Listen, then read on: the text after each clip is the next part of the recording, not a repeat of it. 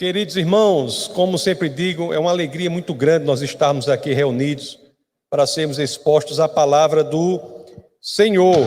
E o tema do nosso bate-papo de hoje, ele é um tema que eu considero assim interessante, né? O tema é: qual será o seu epitáfio?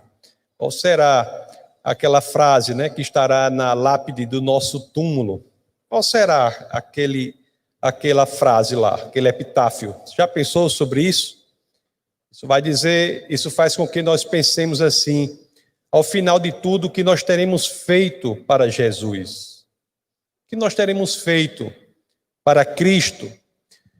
Meus amados, para nós entendermos a profundidade da influência que cada um de nós tem sobre a obra de Deus, é que nós vamos analisar hoje o encontro que Jesus teve com alguns judeus. Desta vez foi lá na festa da dedicação, né? Nós, assim, alguns cultos atrás, estávamos nos aprofundando sobre a festa dos tabernáculos, que se dá ali no final do ano, né? Setembro, outubro, aqui é a festa da dedicação, que se dá alguns meses depois, volta de dezembro. Então já peço a vocês que, claro, assim querendo, abram as escrituras naqueles que são os 2 primeiros versos do texto base do nosso bate-papo de hoje. Então vamos abrir as escrituras no Evangelho de São João, no capítulo 10. Vamos ler os versos 22 e 23. Vamos ver o que as escrituras nos dizem. Celebrava-se a festa da dedicação em Jerusalém. Era inverno e Jesus estava no templo, caminhando pelo pórtico de Salomão.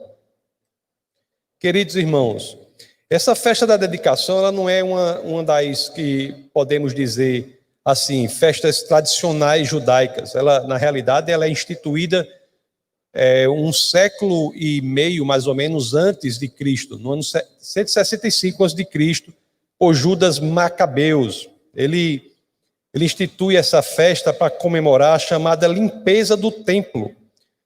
Aqui em Jerusalém, como nós estamos vendo, né, inclusive até na nossa escola bíblica, toda terça-feira, Jerusalém ela é conquistada tantas e tantas vezes por outros povos, e aqui o Judas Macabeus ele celebra a reconquista de Jerusalém, que se deu após o domínio de um governador lá da Síria, chamado Antíoco Epifânio. E ele, enquanto governava ali Jerusalém, ele fez coisas horríveis na cidade, inclusive no templo. Para que vocês tenham uma ideia, sob o domínio desse governante lá da Síria, animais considerados impuros pelos judeus foram até sacrificados no templo, como é o caso do porco, por exemplo. Então, uma coisa muito grave para o judeu. E ali, com a reconquista de Jerusalém, por Judas Macabeus, existe a limpeza do templo, a rededicação do templo, que dá essa festa em cujo contexto nós vamos ver o encontro de Jesus com os judeus. O templo ali havia de ser rededicado, né? Por isso tem essa festa da dedicação. Aliás, em hebraico, a palavra que quer dizer rededicação é Hanukkah, né? Que essa festa é comemorada até hoje, é mais conhecida por esse nome, Hanukkah. E é essa mesma festa da rededicação. E as escrituras nos dizem que durante essa festa Jesus estava caminhando ali pelo pórtico de Salomão. Esse pórtico é muito significativo, porque ele ficava ali ao leste. Ô João, esse ar-condicionado tá correto? Tá, Júlio? Acho que esse bicho está meio fraco aí. Dê uma ajeitada aqui, por favor. Então, esse pórtico de Salomão, ele ficava ao leste do templo. E esse pórtico é muito importante, porque acreditava-se que esse pórtico era originário da construção original lá, que tinha sido feita lá pelo próprio Salomão. Então, é nesse pórtico, inclusive, que muitas das pregações da palavra de Deus em Jerusalém é feita no pórtico de Salomão. Para vocês terem uma ideia, o livro de Atos, só para dar uma ilustração, no capítulo 5, no verso 12, as escrituras dizem assim, né? Coloque aí, Orlando, por favor. Atos 5:12, as escrituras dizem: os apóstolos realizavam muitos sinais e maravilhas entre o povo, e todos os que creram costumavam se reunir-se no pórtico de Salomão. E depois daí, assim, muitas e muitas pregações são feitas ali. A pregação de Pedro é feita ali. E muitas pregações são feitas ali. Então, eu quero dizer isso para contextualizar esse encontro de Jesus com os judeus. O encontro de Jesus é feito, se dá nessa festa, na festa da dedicação, no pórtico de Salomão. Então, parece que está tudo assim estabelecido já para haver, né, um grande convencimento. E não só isso. Ali, nesse momento que vamos ler hoje, que vamos ver hoje, sobre o qual nós iremos nos debruçar hoje, ali é onde se daria a última mensagem de Jesus em Jerusalém, até a volta dele a Jerusalém, quando ele viria para a sua última semana de vida, sua última semana de ministério público aqui na terra. A sua última semana, ele viria depois de Jerusalém, e ali naquele momento era a última mensagem dele. E o diálogo com os judeus, eu acho muito interessante essa passagem, porque nós aprendemos tanto, né, sobre o coração, porque o diálogo com os judeus aqui já começa em alta temperatura. Então vamos ler aqui já o verso do texto base, que é o João 10, vamos ler o verso 24, para entendermos como se dá esse diálogo. Então João 10, 24, as escrituras dizem assim: os judeus reuniram-se ao redor dele e perguntaram: até quando nos deixará em suspense? Se você é o Cristo, diga-nos abertamente. Tão interessante, né? Essa pergunta para Jesus. Se você é o Filho de Deus, se você é o Deus encarnado, o Messias, se você é o Cristo, diga abertamente. Interessante que a gente vê que há muitas pessoas nas igrejas, pode ser que haja algum aqui, alguma que nos escuta pela internet, nesse momento, que esteja com essa mesma pergunta, né? Às vezes aquela pergunta fica remoendo no coração da pessoa: se você, Jesus, é Deus, se mostre logo. Se mostre logo, Jesus. Você é mesmo Deus? E o mais interessante que nós lemos aqui no texto é que nós aprendemos que essa pergunta, ela não pode vir sem um entendimento do que está por trás dela. Porque essa pergunta só é genuinamente feita quando a pessoa está disposta a se render aos pés de Jesus diante de uma resposta positiva. Será que alguém que está se questionando nesse momento aqui, ou que nos escuta aí, nos vê pela transmissão ao vivo aí, ou mesmo depois, que às vezes fica o tempo todo questionando Jesus: você é mesmo Deus? Mas será que se você investigar o seu coração, você encontrará um coração apto, pronto a se render aos pés de Cristo diante de uma resposta positiva? Então, muitas vezes na vida, e principalmente nas coisas eternas, mais importante do que a pergunta é o que está por trás dela. E Jesus, claro, ele sabia disso. Então vamos ver como ele responde aquela pergunta dos judeus, que parece que não era a pergunta feita por aqueles que estavam aptos a entregar a sua própria vida a Cristo, se ele respondesse imediatamente e positivamente. Vamos ver como Jesus, né, o Deus encarnado, ele responde a esta situação. Então é por isso que nós vamos ler agora os versos 25 a 27 do texto base, que é o capítulo 10 do Evangelho de João. Então, João 10, 25 diz assim: Jesus respondeu: eu já lhes disse, mas vocês não creem. As obras que eu realizo em nome do meu Pai falam por mim. Mas vocês não creem porque não são minhas ovelhas. As minhas ovelhas ouvem a minha voz e eu as conheço e elas me seguem. Jesus de Nazaré, meus amados, ele diz aos judeus, e ele diz a cada um aqui: eu já lhes disse e você não crê. Nós temos a palavra de Deus. Nós temos a revelação do Deus encarnado. Eu já lhes disse e você não crê. E o mais interessante aqui é que Jesus é tão misericordioso, Deus é tão misericordioso, que Jesus ainda diz assim: exponha-se às evidências, procure as evidências. Se você não crê no que eu digo, analise as minhas obras. É isso que Jesus diz. Olhe que Deus misericordioso. Ele diz assim: se o âmbito puramente linguístico não é eficaz para que você se convença, eu ainda estou inclinado para resgatá-lo da morte, trazê-lo à vida. Se você não se convence pela linguagem, investigue as minhas obras. A obra de Jesus aponta para a divindade do Cristo, para a divindade dele. Ali os judeus, eles deveriam saber disso mais do que nós aqui, talvez. Porque isso é tão claro lá nas Escrituras, né? No Antigo Testamento, que é o livro sagrado judaico, vocês sabem, né? O Antigo Testamento que lemos é o livro sagrado do judeu, que é chamado Tanar, o livro sagrado judaico, que é o nosso Antigo Testamento.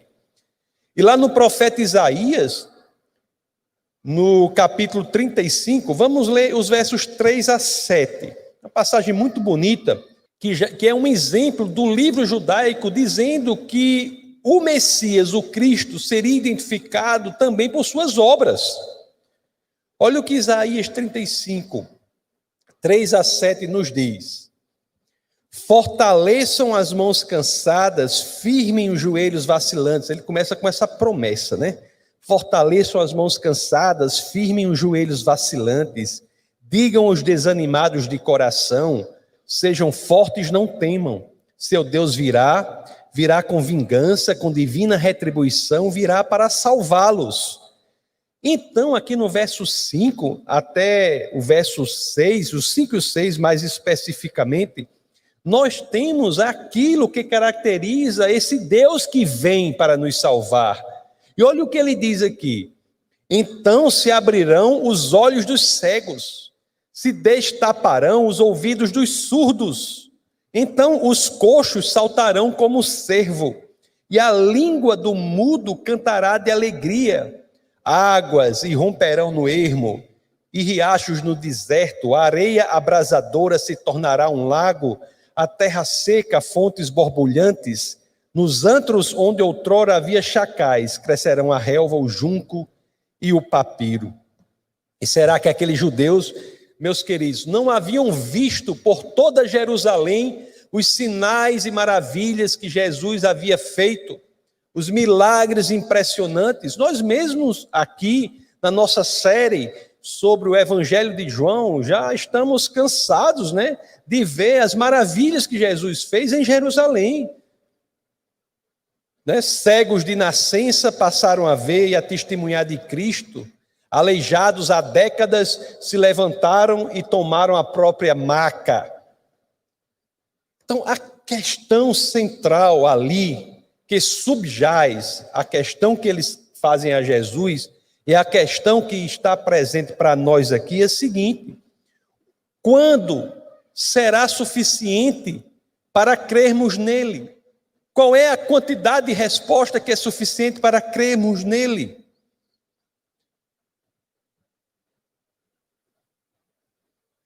Essa pergunta, né, vale para os judeus da época, vale para os de hoje e vale para cada um de nós aqui.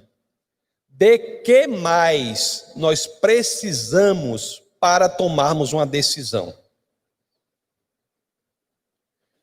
Apesar de que o texto das Escrituras, eles nos dizem, né, quão maravilhoso, ou quão maravilhosas são as bênçãos que sobre nós são derramadas quando decidimos por Cristo. Diz que recebemos a vida eterna e nunca pereceremos.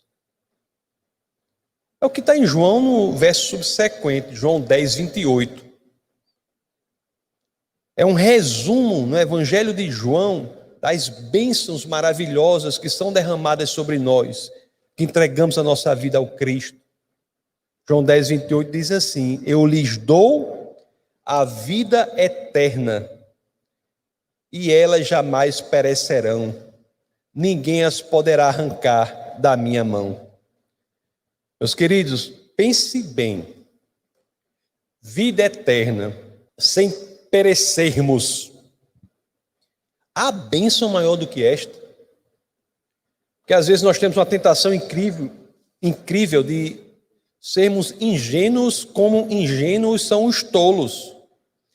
Mas você analise, você pense bem, pondere bem, qual é o mundo em que vivemos hoje? Mundo cheio de incertezas, né? De dúvidas quanto ao futuro. É um mundo que é caracterizado por uma palavra: pandemia. Pandemia do corpo, pandemia da alma. Tem bênção maior do que segurança por toda a eternidade? Há algo melhor para nos ser oferecido do que segurança por toda a eternidade em um mundo que grita incerteza, instabilidade, histeria? O inimigo de nossas almas, ele ainda está solto, né? As Escrituras, inclusive, nos alertam sobre isso. Primeira epístola de Pedro, no capítulo 5, no verso 8, né? Primeira de Pedro, capítulo 5, verso 8, as Escrituras dizem assim, uma passagem conhecida por muitos, importantíssima: estejam alertas e vigiem, o diabo, o inimigo de vocês, anda ao redor como um leão, rugindo e procurando a quem possa devorar. E o que é que Cristo nos oferece? Em Cristo nós temos uma segurança. Se nós mantivermos o nosso coração nele, nada poderá nos separar de Deus. É muita coisa. Às vezes é aquela história, nós passamos por essas promessas incríveis e não sei se nossos olhos não captam como deveriam captar. Às vezes são até os olhos da alma, não conseguem ver a profundeza e a beleza da promessa da eternidade sem perecimento ao lado do Senhor num mundo tão instável. Muita coisa. Nesse mundo em que o inimigo de nossas almas está rugindo para nos destruir, nós temos essa promessa.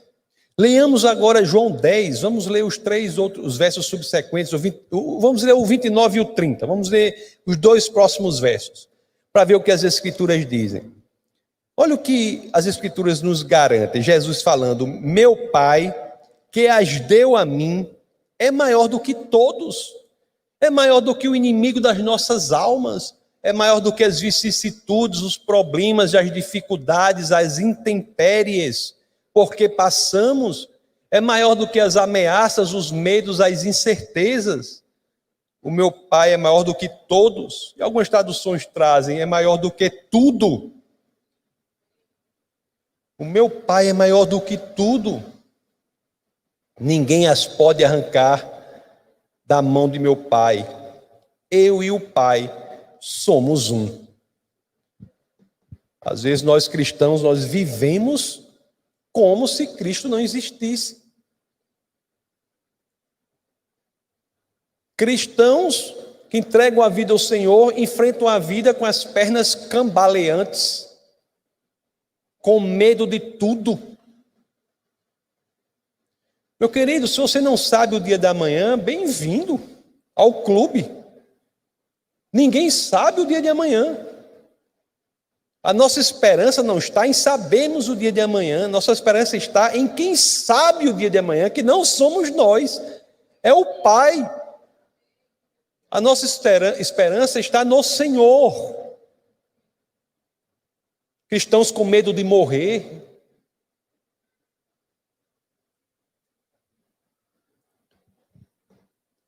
Eu e o Pai somos um. É isso que Jesus diz. Qualquer predicativo sobre Jesus de Nazaré, ele é incompleto se ele não expuser a sua mais fundamental essência. Jesus não é um bom professor, um grande mestre da moral, o criador de uma nova moralidade. Isso tudo é incompleto. Ele diz: eu e o Pai somos um, eles são da mesma essência. Jesus não é nada menos do que Deus. É neste que é Deus em quem colocamos as nossas esperanças. É por isso que entregamos a nossa vida a Ele, meus queridos. Aí a gente fica pensando, estava ali, né? Jesus, naquele lugar, naquela festa, ambiente propício, Ele próprio argumentando. Mas será que isso foi suficiente para convencer os judeus? Vamos ler lá os versos 31 a 33 agora, do Evangelho de João, no capítulo 10. João 10, diante de tudo, vamos ver o que aconteceu. João 10, 31. Novamente, os judeus pegaram pedras para apedrejá-lo. Mas Jesus lhes disse: eu lhes mostrei muitas boas obras da parte do Pai. Por qual delas vocês querem me apedrejar?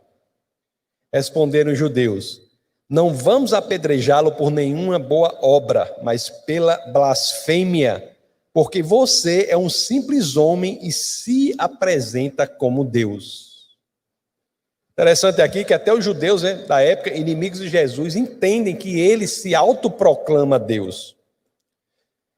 Mas Jesus aqui, ele vai, assim, coisa que muita gente hoje não faz, mesmo no âmbito que se diz cristão. Até os inimigos da época de Jesus entendem que ele se autoproclama Deus. E hoje há cristão que diz que pessoas que se dizem cristãs que dizem isso, que ele não é. Se a pessoa não acha que Jesus é Deus, essa pessoa não é cristã, né? Mas é interessante aqui que o que Jesus faz diante disso é chamar mais uma vez os judeus à análise da realidade. Isso é que é incrível no cristianismo. Chama mais uma vez a análise da realidade.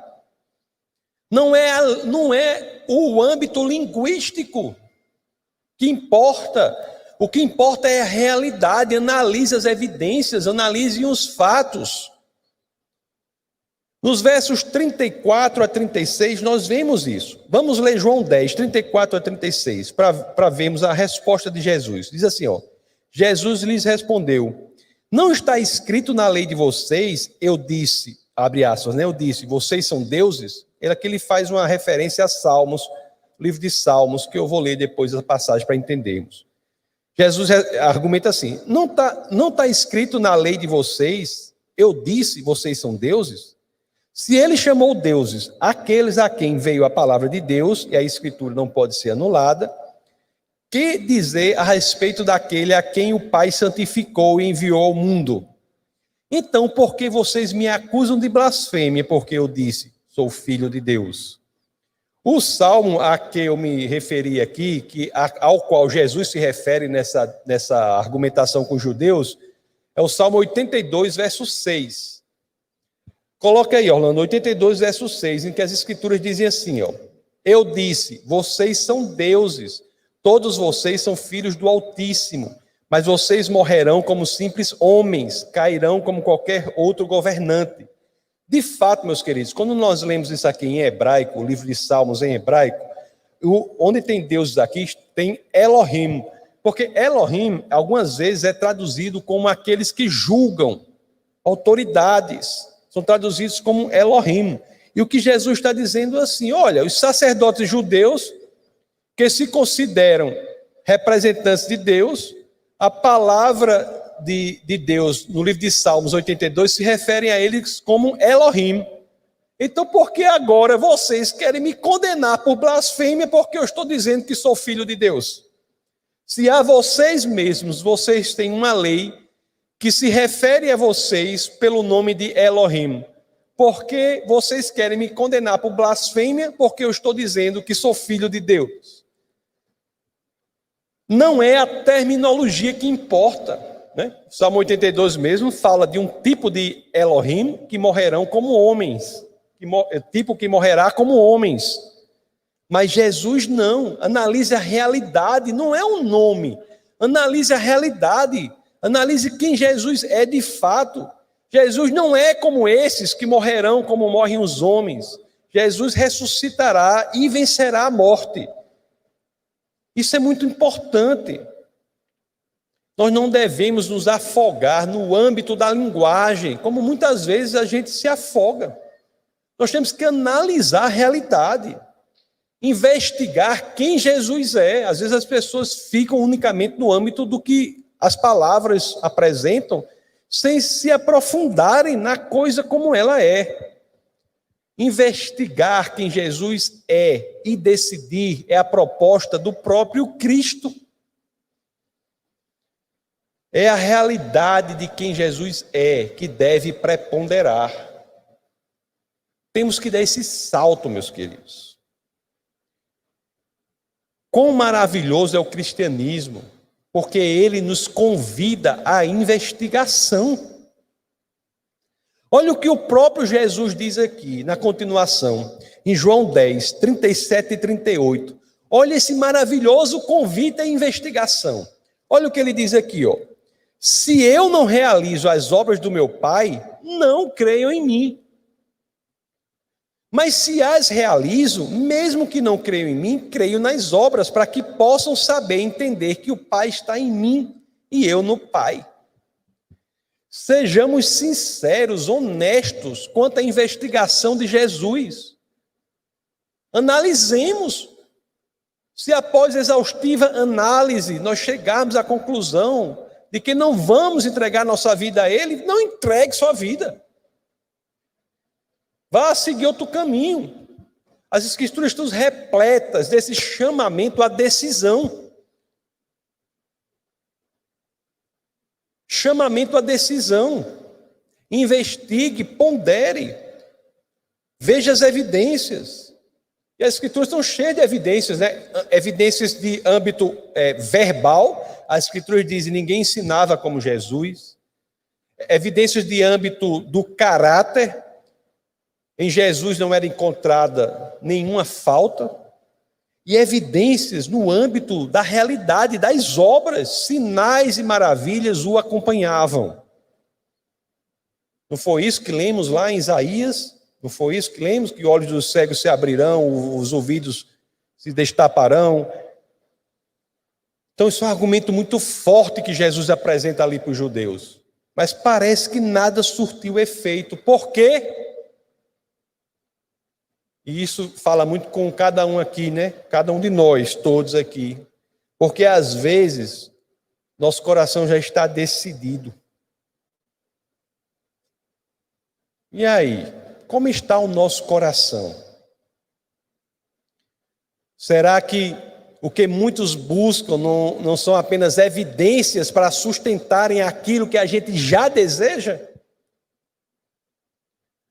Meus amados, uma das funções principais da igreja do Senhor, da igreja de Jesus. Ele fez da fé um tijolinho, né? Da igreja aí do Senhor. É deixar claro que decidir ou não por Cristo depende de cada um.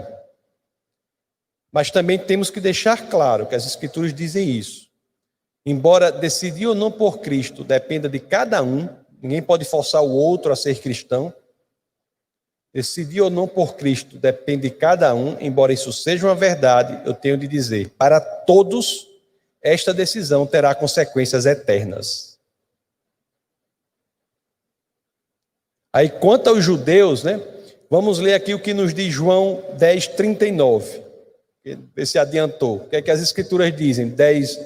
João 10, 39. Outra vez tentaram prendê-lo, mas ele se livrou da mão deles. Ele se livrou das mãos deles. Jesus, então, apesar de todo esse esforço argumentativo, apesar de ter feito milagres e maravilhas em Jerusalém, aquelas pessoas optaram por não segui-lo. Isso, para mim, na função de pastor, é um tranquilizante.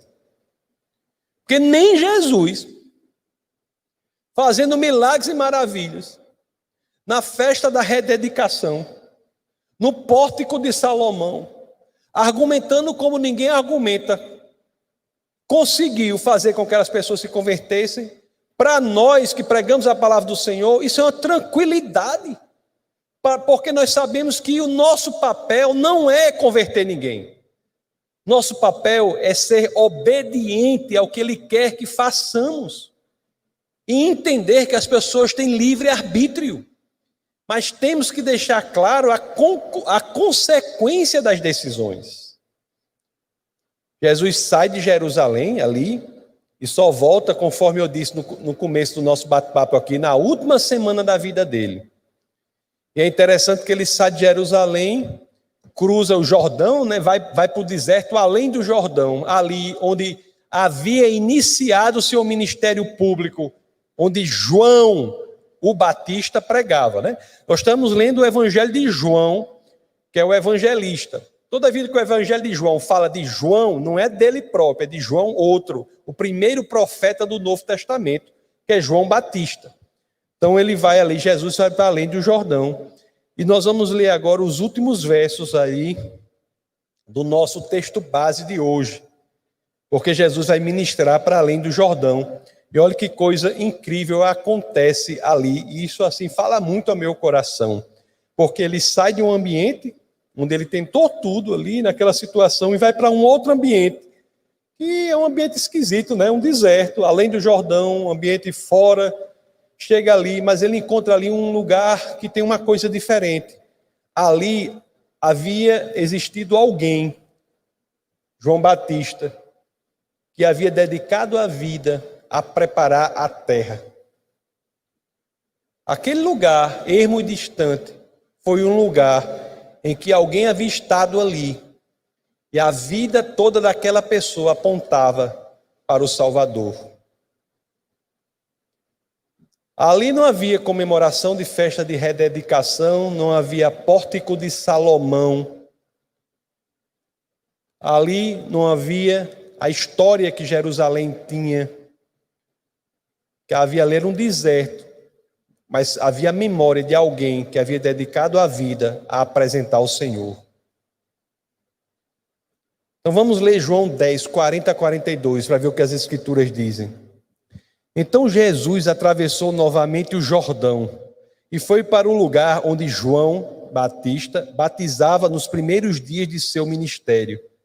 Ali ficou e muita gente foi até onde ele estava dizendo: embora João nunca tenha realizado um sinal miraculoso, tudo o que ele disse a respeito deste homem era verdade. E ali muitos creram em Jesus. Meus queridos, o Evangelho é fabuloso, é impressionante, é incrível. Não há palavras para falar dele, não é? Não podemos quase dizer nada. O falar sobre o Evangelho é entrar no campo do indizível, do inenarrável. Não temos como expressar o quão impressionante o Evangelho de Cristo é. E fala tanto ao nosso coração. Jesus esteve em tantos lugares em que sua mensagem foi rejeitada, né? Lugares em que ele foi perseguido, caluniado, foi agredido.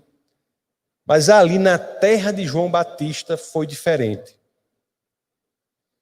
Jerusalém, conforme eu disse a vocês, pessoas haviam convivido com o próprio Jesus, haviam visto sinais e maravilhas, e tantos o rejeitaram.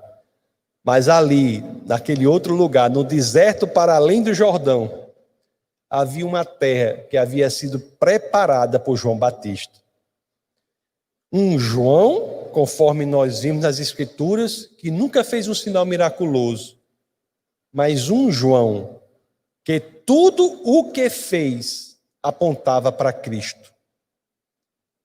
Que poder incrível é este que existe na nossa vida, na vida de cada um aqui. Cada um aqui tem um ministério.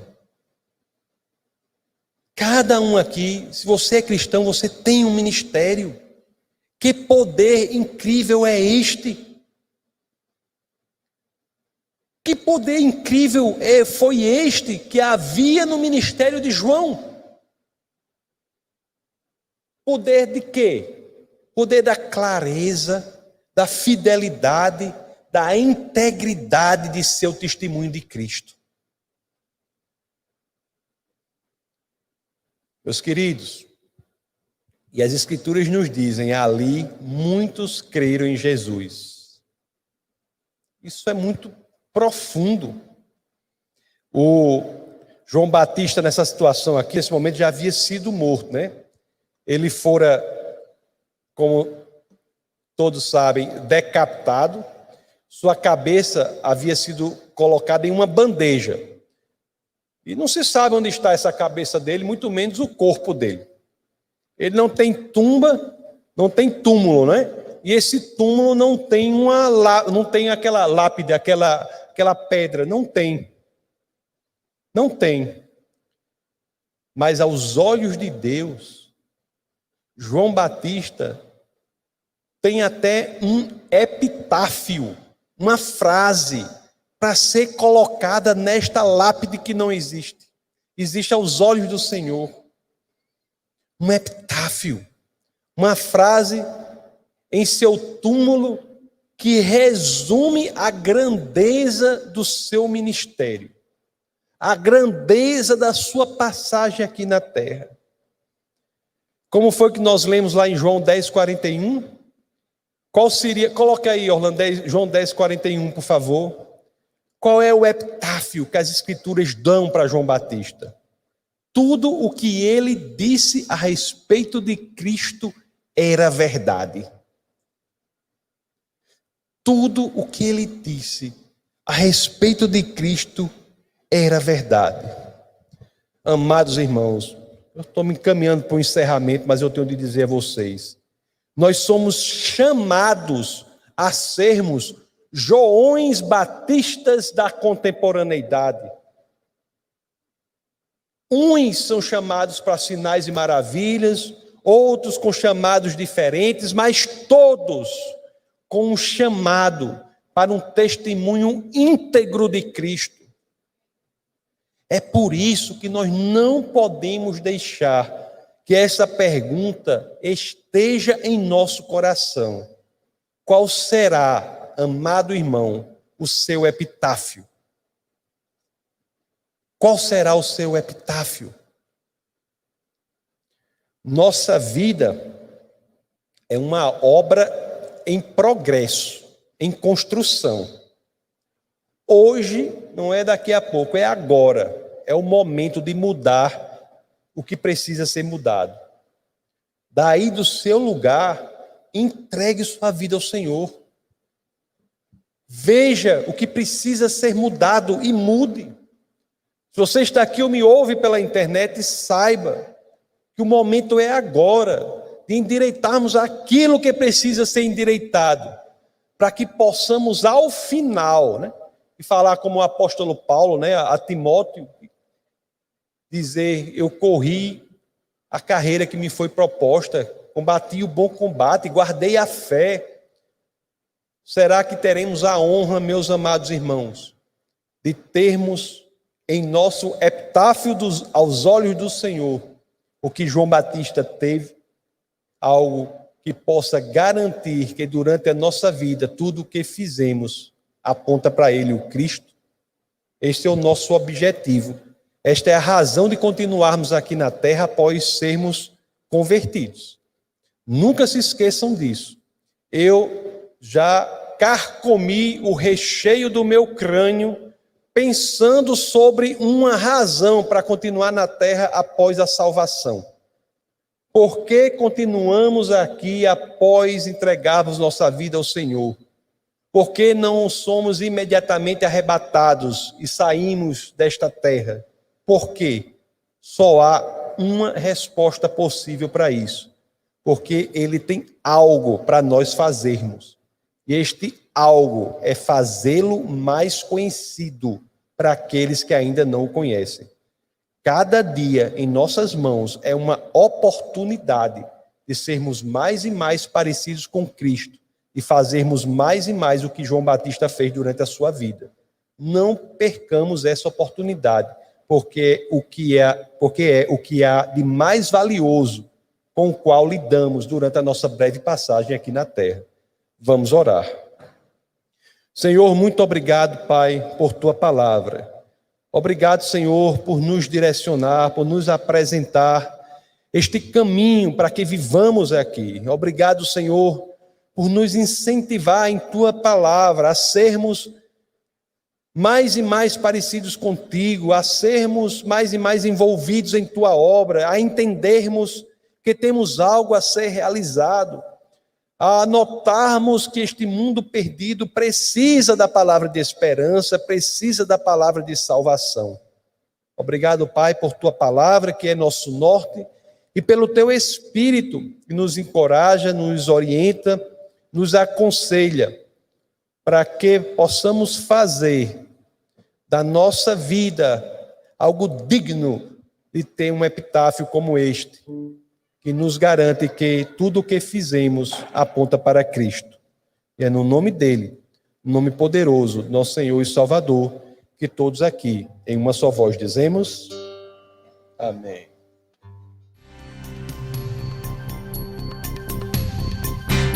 Essa foi uma produção do Ministério Internacional Defesa da Fé, um ministério comprometido em amar as pessoas, abraçar a verdade e glorificar a Deus. Para saber mais sobre o que fazemos, acesse defesadafé.org.